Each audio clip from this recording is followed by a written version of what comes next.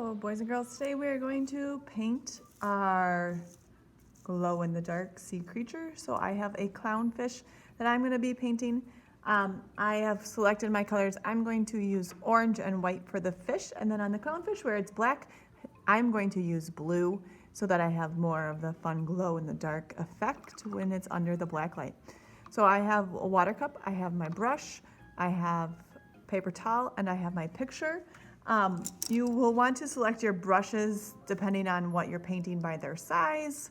So some different tip sizes you might consider with small ones. I'll probably use a small one when I get to painting my blue parts so that I can be more careful about the smaller areas. Okay, but I'm going to start with probably actually this larger one here for my orange areas and my white areas. I'm going to pick one color to start with. I'm going to go ahead and start with my orange.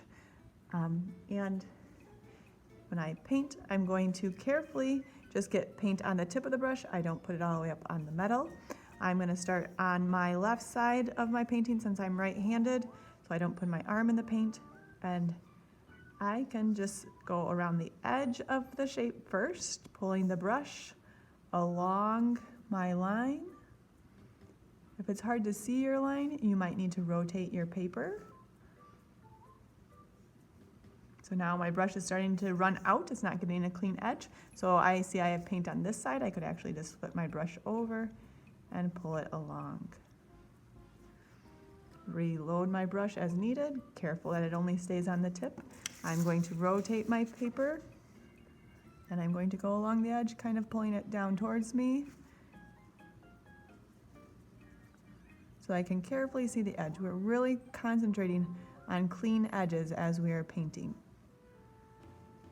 Okay. I know my eye is going to be darker than the orange, so I could go around it, or I could just go over it, and then when I do the next step with oil pastels, I can color over my paint. And pull my brush and get rid of any globs of paint. And I'm just going to continue painting all of my areas.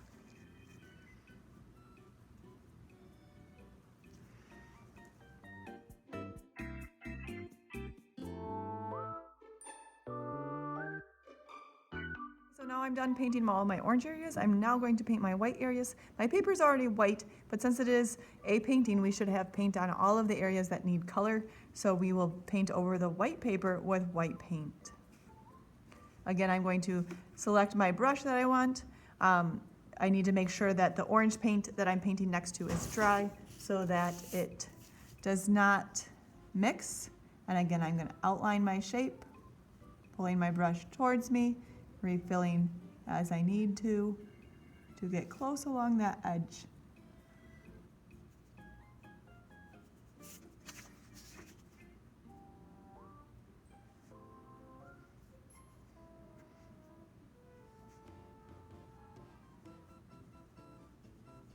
I'm done painting my orange and white areas now. I'm going to use blue paint for the black areas.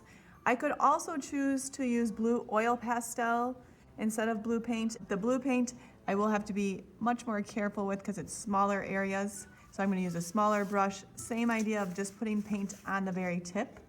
And then I'm going to turn my paper so that I can pull my brush towards me and carefully see where I need my paint to go. So I'm going to have to go slow and careful as I paint these smaller details.